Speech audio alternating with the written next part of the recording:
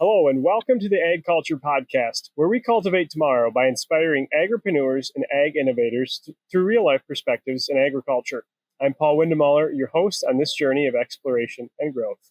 On today's episode, I have a special co-host with me from our sponsor, Bank Barn. That's Scott Woodside, the CEO of Bank Barn. And we are joined together actually visiting and doing the interview on location at my friend Zach Cook from West Wind Farms in Big Rapids, Michigan. I've known Zach now for about 20 years, and we've been great friends. We've had parallel entrepreneurial journeys of starting our farm businesses. Zach more in the row crop side of things, and myself in the dairy business. Today, we're going to talk about Zach's journey in growing his farm business, from how he's diversified his operation to the things that he's learned along the way, and what he's done to access capital as he's grown. Zach invited Scott and I to come to his farm and see what he's up to. He had just topped off the spray rig when we pulled in the yard and took us for a tour around the farm, looking at his dry bean crops and some of the other irrigation technologies that he's put in on his farm. Had a great visit with him and enjoyed having the few minutes to sit down with him in his farm shop to record this episode. So you might hear a little bit of background noise and it might sound a little different. So apologize ahead of time for the audio, but I know you're going to enjoy this episode with my co-host for today, Scott Woodside, and our guest, Zach Cook. Hey everyone, before we get started with today's episode, I just wanted to take a second to thank our sponsors, Bank Barn. I love these guys and what they're doing to streamline banking and agriculture. They're helping to connect farmers and lenders so that today's farmers have more options no matter the size of operation. Check out bankbarn.io to learn more.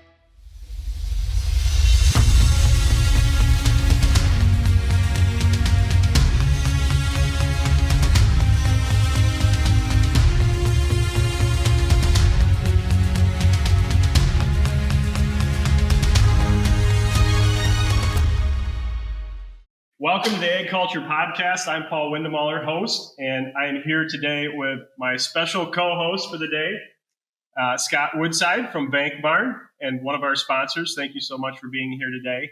And a good friend of mine for the last 20 years, Zach Cook, who is a cropping and livestock farmer now in central Michigan, who I went to college with. So welcome to the AgCulture Podcast. Very good to have you guys here today. Can't wait for our conversation. Thanks, Paul. Thanks for having us. Excited to be here. Thanks for coming up to see the farm. All right. So we're going to get into your story to start out, Zach. So why don't you start into that? Okay.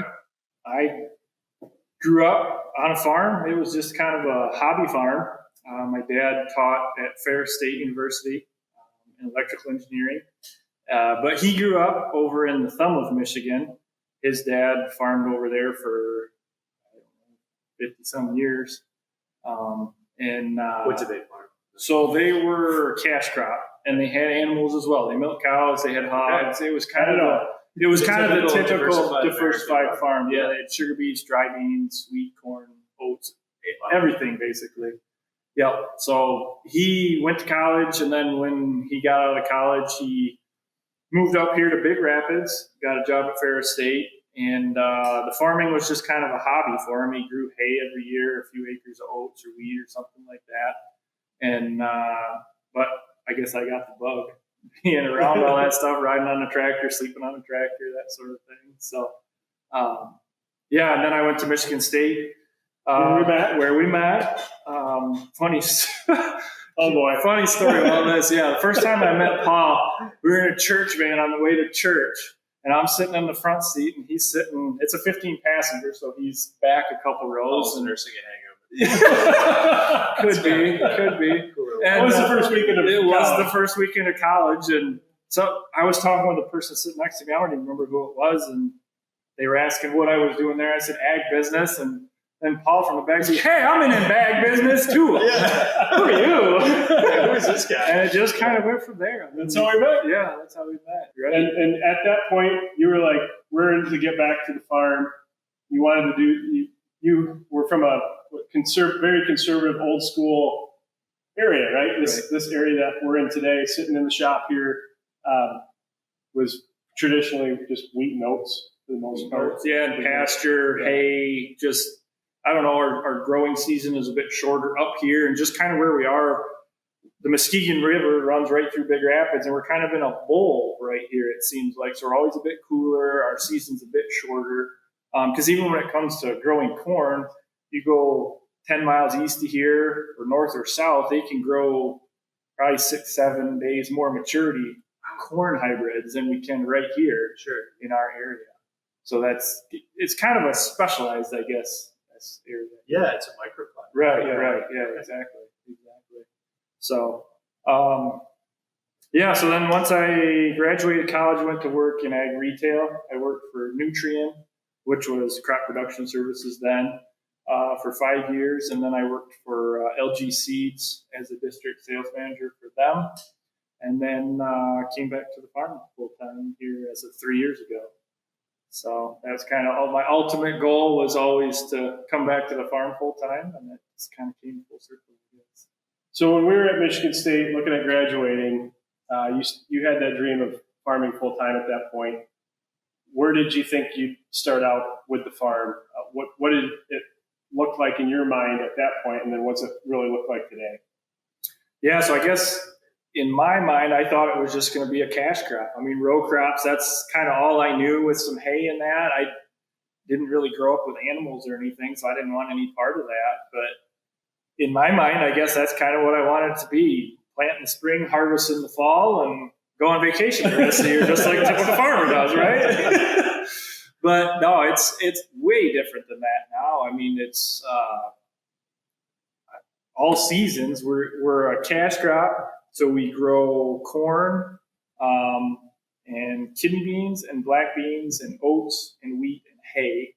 So we're very diversified crop-wise. And then as of 2 years ago, I got into beef cattle as well. So that's just kind of added a whole nother dynamic to the farm animals here. So when you started out, this area was very low input type of farming systems, right? And now we're just walking around your farm there. We see irrigation equipment that you have high-tech gear on, running off your phone. You have specialized fertilization rates and prescriptions that you're doing, prescription seeding, I believe you're doing as well. So talk to us about that journey of what did it feel like coming into the community with that kind of stuff? It was a struggle. I think the older farmers, older mentality, like, if I did it that way 50 years ago, it'll still work just fine. And if you're not progressing with technology, you're going to get left behind. And you guys know that. So it was definitely a struggle at first to change that mentality. Like, hey, you got to put more into the crop. And I always heard, like, you and I eat food.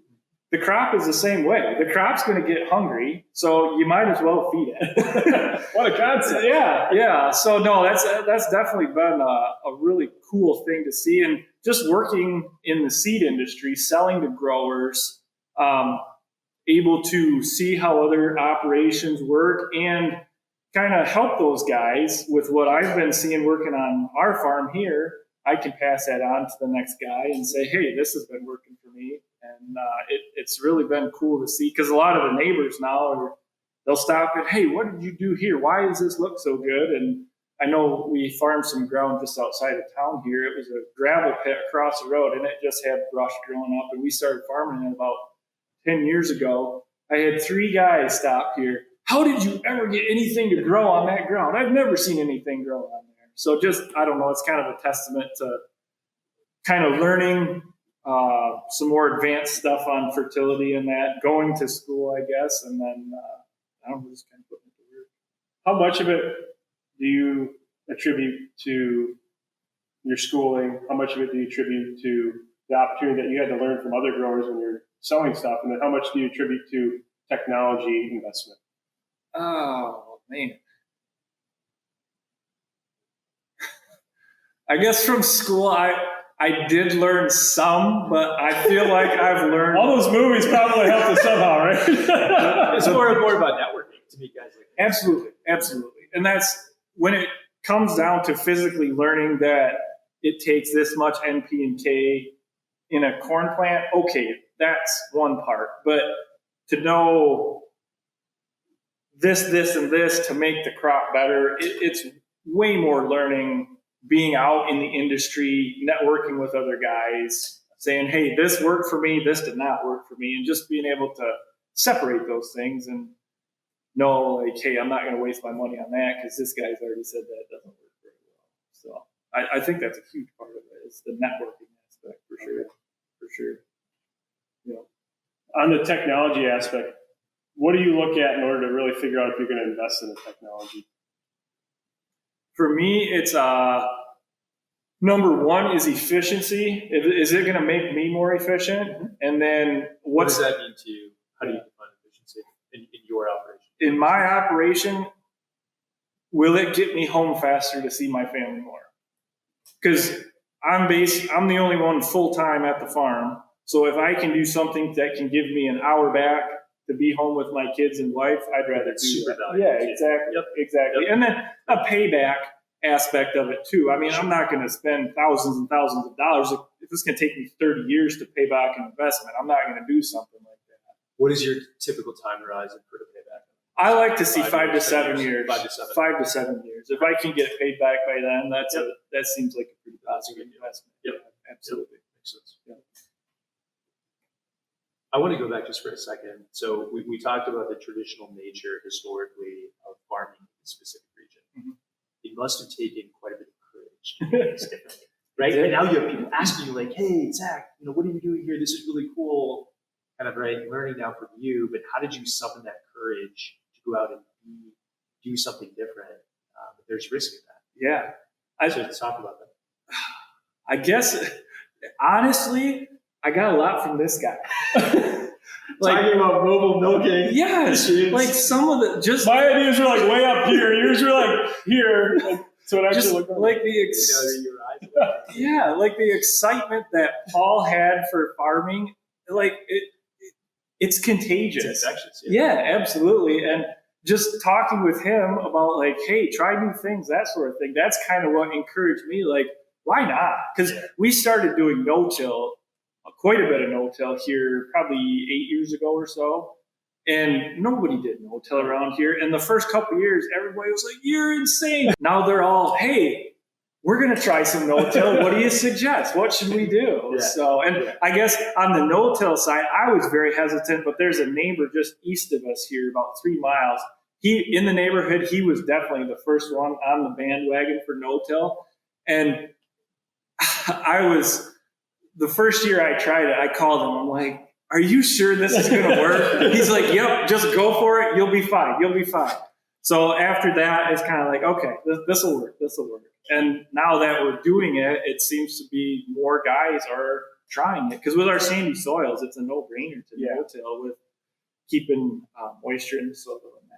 It worked really well for our area. When you came home from school, most guys were still moldboard plowing in this area. Right, exactly. They weren't even chisel plowing or mint tilling. That was the first thing I chucked when I got home from school was moldboard plowing. I remember that. Go. You told me that the card over here, like, what is that? You didn't even know what that was. Yeah. So it's really interesting. Well, I mean, Zach has an entrepreneurial mindset. Yeah, definitely. And the fact that as an entrepreneur, we think about failing fast and not being afraid to fail. Like failing is a good thing. Right. And having that mindset allowed you to go outside of the boundaries of traditional and do something non-traditional. Right. And take that chance. Yeah. And I mean, don't get me wrong. Like I've been scared as heck to do some of that stuff. Like, man, this is a big gamble, but knock on wood, a lot of them have worked out so far. Yeah. What's your journey look like for accessing capital? I mean, starting out at the beginning with really nothing, right? Yeah. Kind of the same. We're in the same boat. I remember when we both started our farms. Right. We didn't have any capital. Young punk, I'm not giving you any money. All these ideas. Yes. What's that look like? How did you get started? Yeah. So where did that take you? Number one was the bank for sure. I know we worked with Greenstone with buying our farm and coming back, and then I got to give to my dad. My dad has really helped me get the farm going. He's invested a lot in it. So he's been a huge help in that. And most recently, Bank Barn, I've done some operating loans with them. And that's been really cool to work with you guys for sure. But yeah, being a young person in agriculture, the banks you got to go through a lot of steps, make sure the business plan is bulletproof, like, hey, we're going to get our money back. So they're very hesitant sometimes to loan money to younger farmers for sure. When you heard Scott on my podcast originally, what made you like, hey, I should probably call him up and see if this is a real deal, or what piqued your interest there? I guess my biggest thing was with interest rates being so high recently, you were saying, hey, we are always very competitive on interest rates. And so what the heck? It doesn't hurt to check it out, see what it's all about. So it was 20 minutes probably. I got all my stuff and put it in there, and they came right back, and it was 2.5% less than what I could get locally here. I'm like, oh, this will be great. What an arbitrage opportunity. Right. Yeah, and just the whole process was really, really seamless. But yeah, just I needed some more operating capital for this spring, and the podcast came out early spring. I'm like, oh, this is the perfect time to check it out and see what happens. So. And what did you use the capital specifically for?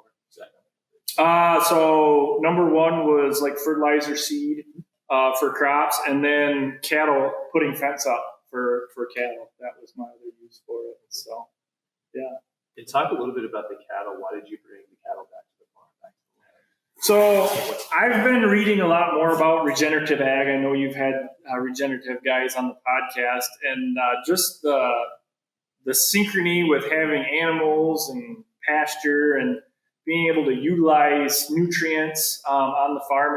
It seemed like a no-brainer to me to be able to. I'm doing cover crops. I have been doing cover crops now for 5-6 years, and to be able to utilize pay off with cover crops. Absolutely, yeah, and that's without cattle on it. Yeah, so that's for me. I thought adding that aspect to the operation would be a good one. And the other part was I'm part of a bean co-op, so we raise kidney beans and black beans.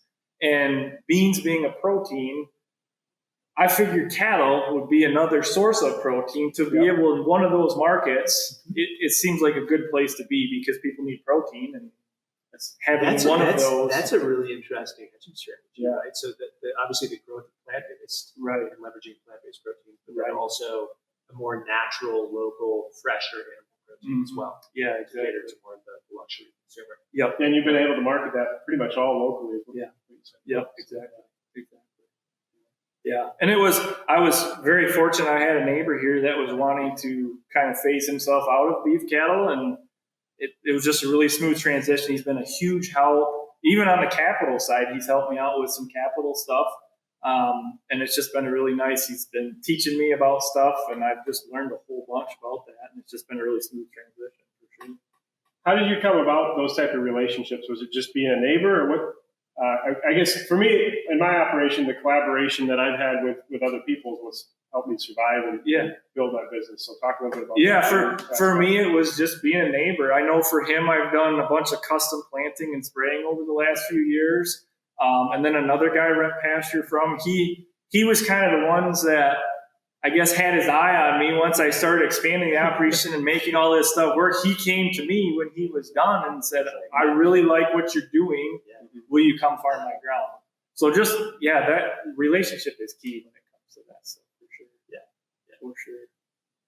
Zach, what have been the biggest challenges that you had to overcome since you started farming? It's all been gravy, right? Yeah, just roses. Every harvest has been great. Oh, yeah.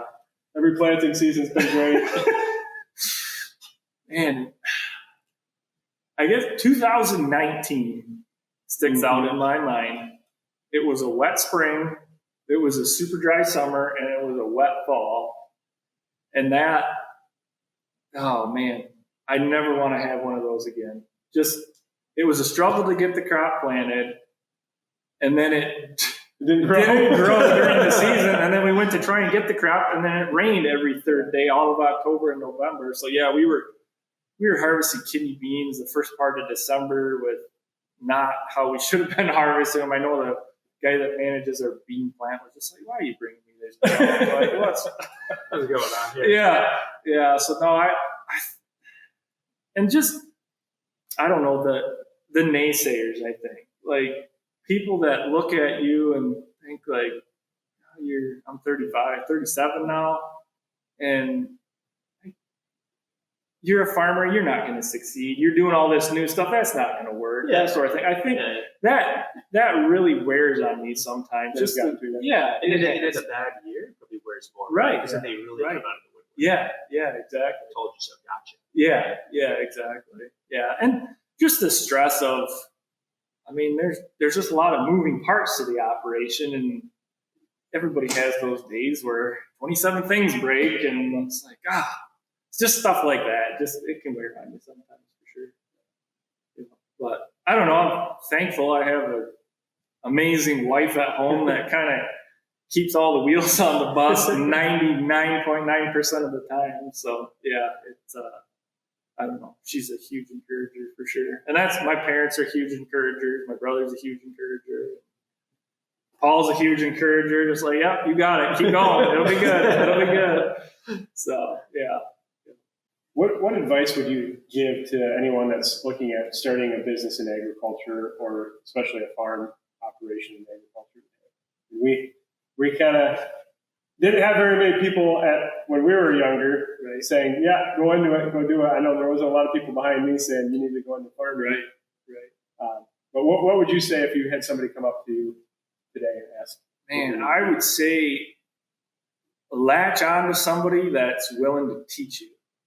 Like if you can work with someone to get something like that going, like just hold on, ask a ton of questions, and you'll be all right. Just give it a try. Yeah, mentorship definitely important. And there's just so much learn as you go on the farm. It seems like I going to Michigan State, like you didn't learn a tenth of what is like physically happening at the operation every day. Trial by fire. Yeah, exactly. And you just gotta try something. If that doesn't work, pivot a little bit and try something else, and eventually you'll find your way for sure. And it's like small little tests, right? You don't write the whole farm on one new idea.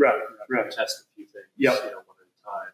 That's what this regenerative farmer that I'm friends with in Indiana, Clark, who manages 5,000 plus acres regeneratively. You talked about that. It's been a 25-year journey. Right.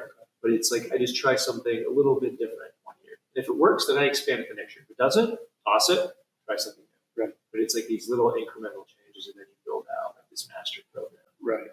And then we've actually seen that just in the last 2 years. So I started doing a lot of custom spraying, and that getting into that operation was through the bean co-op. We had a really bad year of tar spot on corn up this way. And what is tar spot? Tar spot is a disease on corn that it looks like a splotch of tar. Nasty. Yeah, it's nasty, and it can kill the plant within 2 weeks. I mean, it'll go from green to dead in 2 weeks. Oh my God. Tip over. What? Yeah. Holy shit. What causes this? It's some pathogen. They don't really understand a whole lot They about it. don't. Every year they're trying to learn more about it. But we had it really bad. I think it was 2019 or 2020. Yeah. And there was a bunch of guys in my bean co-op that couldn't get, and I was the same way, couldn't get an airplane to get it sprayed.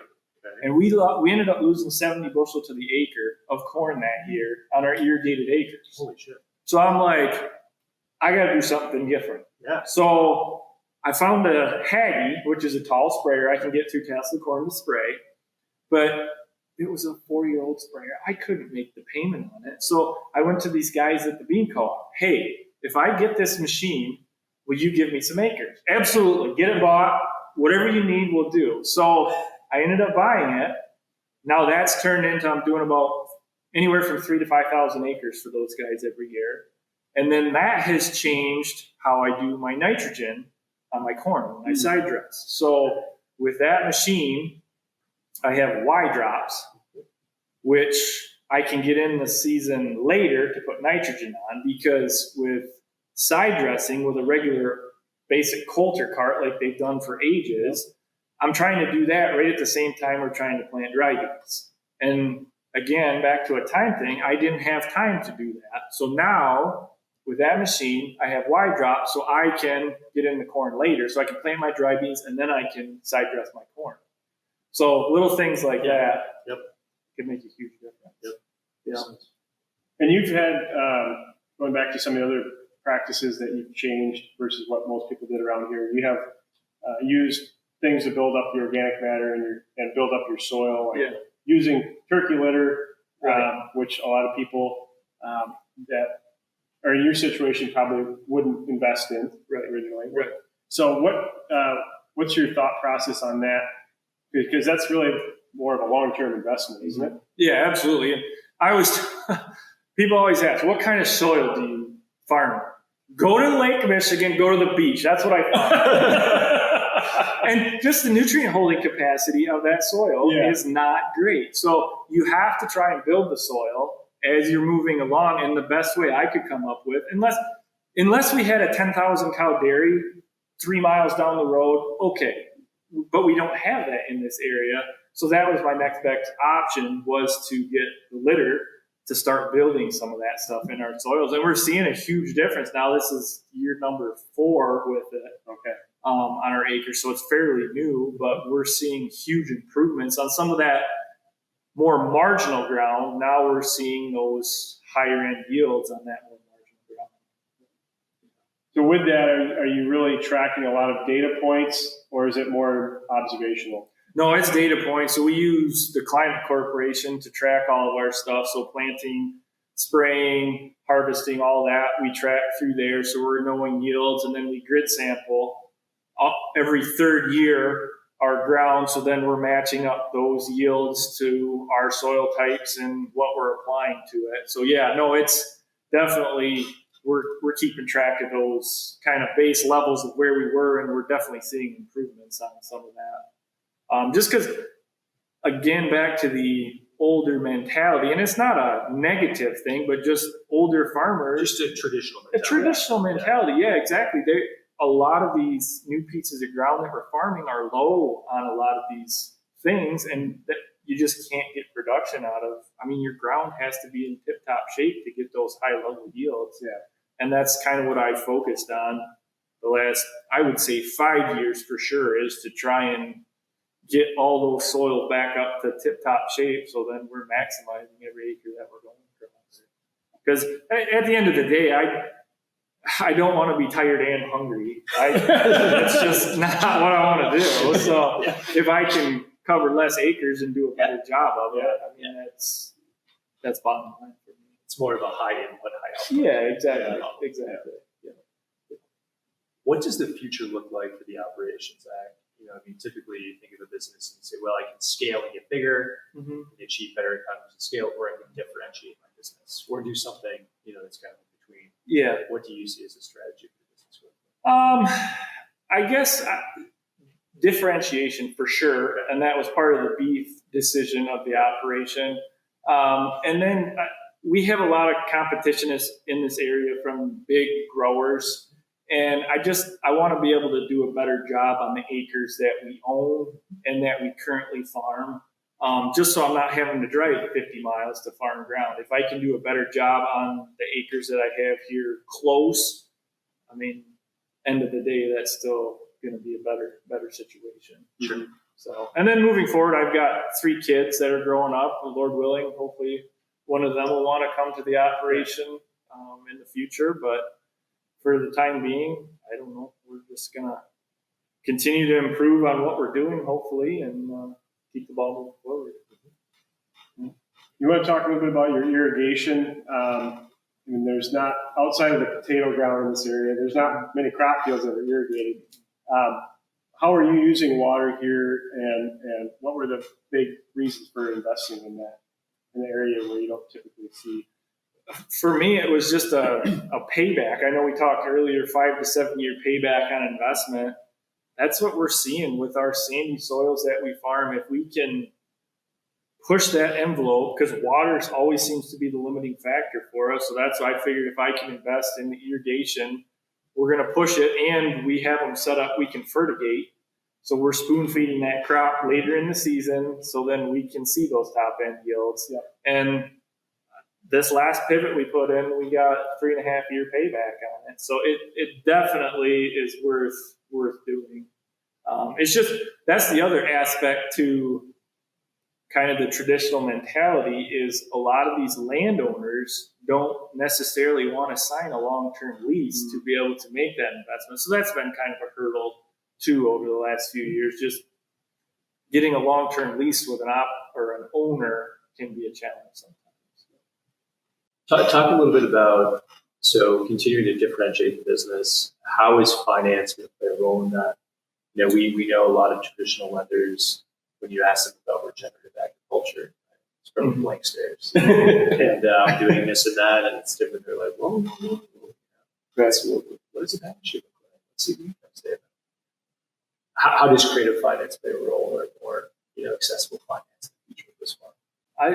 I think it'll play a huge part. I mean, just every year, stuff seems to get more and more expensive. So just for operating or jumping into a new operation of some sort, it definitely takes capital investment to do that. And traditional financiers, like you said, regenerative ag, investing in fence to bring a whole herd of cows here. Like, why would I give this guy money to build a fence? Like, yeah, come on. So little things like that.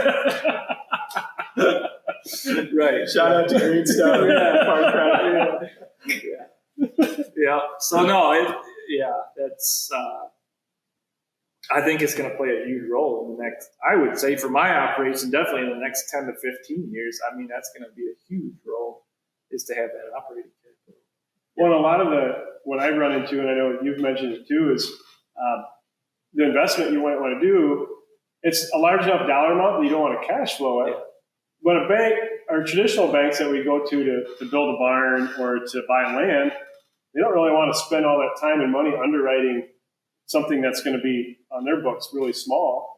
So that's where I've seen a big struggle in trying to access capital on those smaller amounts, where you want to do those, you might have one project a year that you want to do, but it's not big enough value for the bank to say, yeah, we want to get behind that. So that's where I know you guys have really stepped up your game on this year with that. You want to talk a little bit about what you're doing there? Yeah, absolutely. So, I mean, our goal and our mission at Bank Barn is to democratize access to financing for farmers across the United States and at some point in time the world. And we first launched our operating line of credit product, which is available to farms across the United States, accessing capital literally within seconds, being approved and getting the funds within days. So that's been available since the beginning of this year. And Zach, right? Is right? You hold a couple of operating lines of credit with Bank Barn. And then we recently launched a dairy equipment financing marketplace focused on helping dairy farmers across the United States access the specialized equipment they need to make their farms more profitable and more sustainable. And so that model is partnered directly with dealers that are selling that equipment to the farms and installing it and maintaining it. And then we have 5 active lenders on that marketplace that are able to essentially provide the best rate and the best term to meet that specific project needs. We see a big gap in the marketplace where these dealers, unlike in the row crop world, they don't have dealer financing. There is no platform or program that they offer to the farm. And so Bank Barn provides that service to make sure that they can always get the deals financed and ultimately help create more food with less resources. So that's been the recent development with you guys. What else is on the horizon? So we're doing a lot of work. We talked about regenerative ag, a lot of work on the sustainability side, helping large food companies to understand how does sustainability mesh with profitability. So, are the practices that a food company like General Mills might be recommending to their farmers, does it actually drive better profitability? Does it drive bankability? Will these producers be able to access loans, get implement regenerative practices, buy technologies, things like that? So we're using our models that we built at Bank Barn to help those companies understand them, and then ultimately leveraging our financing platform to then help fund those farms so they can invest in new technologies to grow their business. We're also working on some projects to access really low-cost capital from the EPA. So this is something that's coming soon at Bank Barn. But essentially, net-net, we will be able to offer rates that are half of a standard rate that a farmer can get today. So if a prime rate today is 8%, this capital will be around 4 to 5% for them to invest in technologies that what we call our carbon intensity reducing technologies, which means any type of technology that increases the efficiency of the farm. So essentially greater yield with the same or less input, would be a carbon intensity reducing technology would be available via bank loan. So, I mean, incredible opportunity for farms where interest rate maybe is just a little bit too much for that specific piece of tech. Providing that lower cost capital, we think could really drive adoption of this technology at a faster rate. And for sure, with all this carbon talk with the EPA, I mean, that's perfect timing for that. Guys are wanting to go more that direction for sure. Exactly. That's awesome. So, what we like to say is we're innovating on distribution. So when we talk about, finance, you can innovate on like the mousetrap. So underwriting differently, which is hard though, right? Mm-hmm. Because banks have perfected this over 100 years on financials. If you look at them close enough, like they'll lead you to the right answer. So Bank Barn has done a great job at let's do that faster. So let's use software to automate that process, driving down the cost of lending, which means a lower rate for you.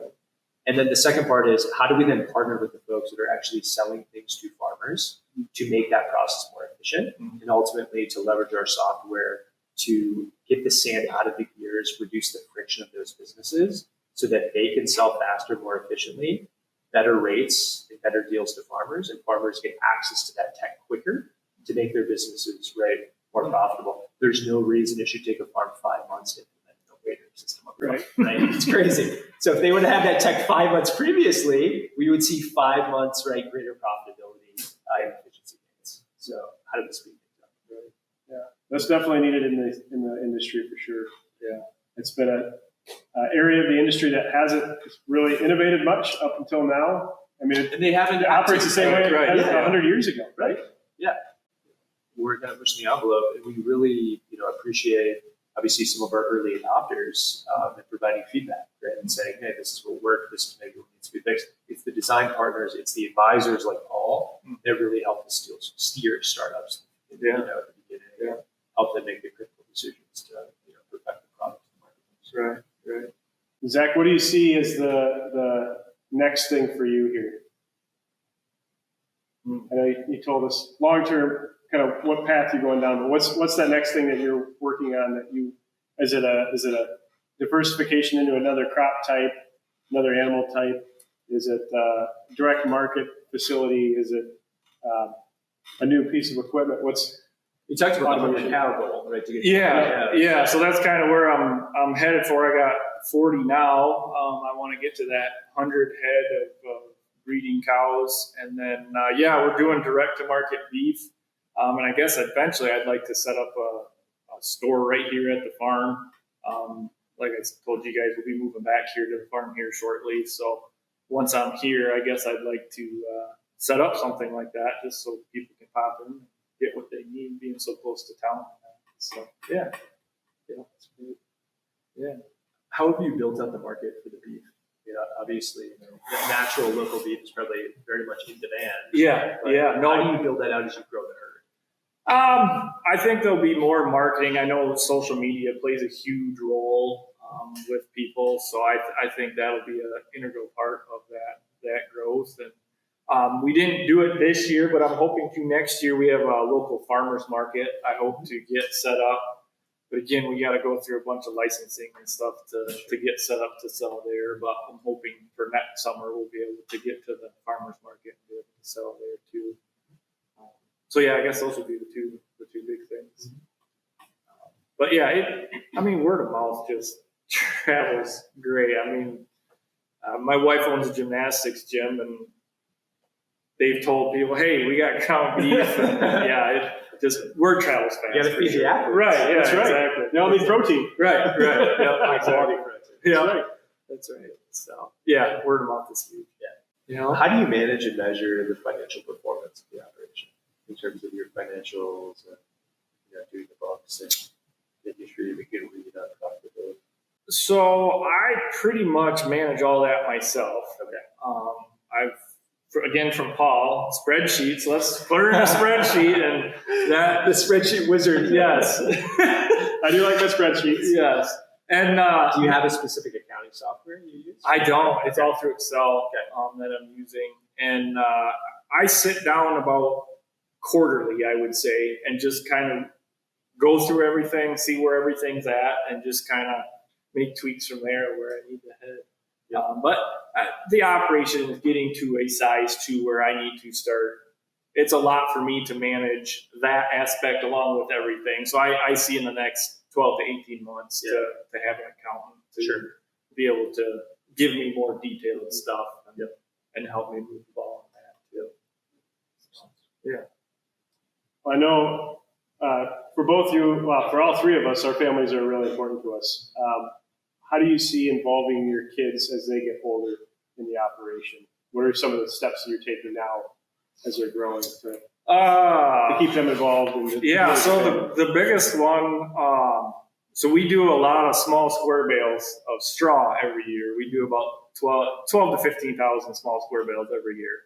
And my kids have started helping because we put them in all these old hip roof barns, and my kids have wanted to start helping with that. So we've kind of plugged them into that. We've had a couple high school kids that have helped us over the last 3 years, but now my kids are kind of getting involved in that. And then as far as day-to-day stuff, I know my boys, when I do chores, they always want to be there with me, helping feed the cows and that sort of thing. My daughter mows the lawn. My son string trims around the farm. So just little things like that. Just getting them involved to, I don't know, just so they can experience it all. I mean, there's no better place than to grow up on a farm. I mean, just from my experience, and I'm sure you're the same being around the farm and you're with your kids too. Yeah. So it's a great way to bring up kids, and it teaches them a lot of life lessons, and the good and the bad. And I know one instance we had one of our steers broke its leg this spring. So we ended up having to send it to the butcher. We had it all ground into beef and steak and that. And we were eating hamburgers one night and took a bite. Oh, this is broken leg Joe. This tastes good. And my one son started crying. It's like, oh, geez. But they learn. They learn about the circle of life. Right. Yeah, exactly. But I guess the question I have for Zach, the food trends are changing, and they're changing faster and faster and faster on the consumer side. How do you feel that your business will be able to, either meet the changing demands of the consumer, both on what they want to eat, but also the sustainability side? How are you positioning this business to essentially be able to meet the demand market and capture those opportunities? I'm very transparent with what I do. I mean, people see what goes on around here if you drive by, I'm on social media too. I try and post some on there. I don't as much as I probably should, but sure. Telling a little bit about the story. Yeah, exactly. Yeah. I think people can see what we do here. We don't have anything to hide. I mean, it's a family business, and and I think as far as the changing of the consumer, I mean, our bean co-op, for example, we used to only process light red kidney beans in the past, but the black bean market, more people are starting to eat black beans. So we have transitioned to start growing and processing black beans. And that's been a huge market for us the last 2 years now, just because the demand for those is so much higher. So just being able to pivot with that stuff and move, I think, is key for sure. Be agile. Yeah, exactly. Yep. Exactly. Makes sense. You want to talk a little bit more about the co-op that you're in? One of the reasons why you decided to go that route? Yeah, so that was, we've been growing dry beans now for 7 or 8 years, I think. And it was actually kind of a forced move. So we were taking to a co-op east of here about 60 miles, and they were closing the doors.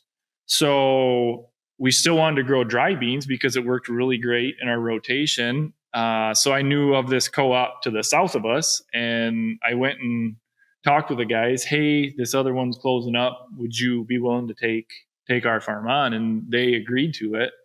They were kind of hesitant at first, but they definitely agreed to it. So that was kind of the transition to that, and that's been a great move for the farm.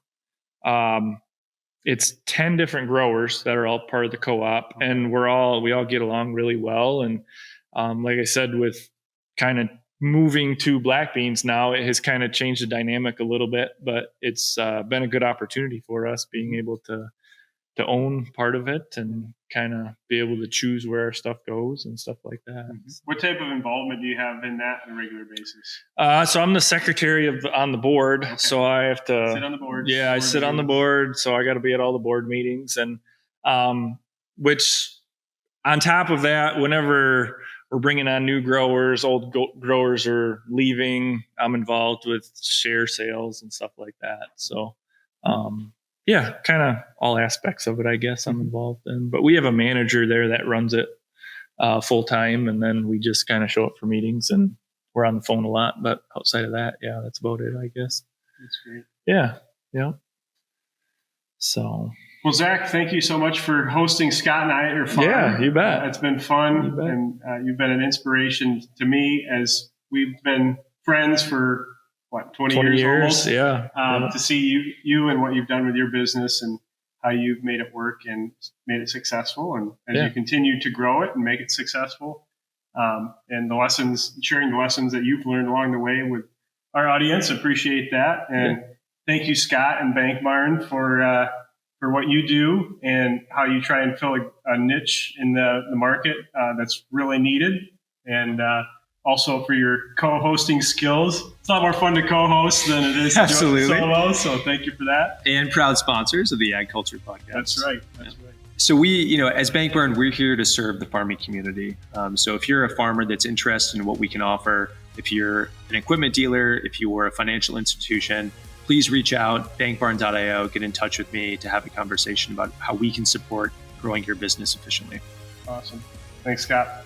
Definitely appreciate that. And thank you both for being on AgCulture Podcast today. Thank you, Paul. Yeah, thanks for coming up and seeing the place. Well, thanks again for listening to the AgCulture Podcast. I really hope you enjoyed that episode with Zach Cook. I know I really enjoyed having a co-host for this episode today, too. So thanks again to Scott Woodside and Bank Barn for sponsoring today's episode and being a part of the interview with Zach Cook. And as always, if you found value from this episode, please share it with somebody that you know. That's how we grow our audience. Also, I encourage you to follow along on our social media pages. I will be touring all around Northern Europe for the next month. When this podcast releases, I'll probably be a couple weeks into it. So if you're interested to see some of my travels that I'm going to take around Europe to experience agriculture in Northern Europe, check those out. And until next week, I'm Paul Windemuller, and this has been the AgCulture Podcast. Thanks for listening.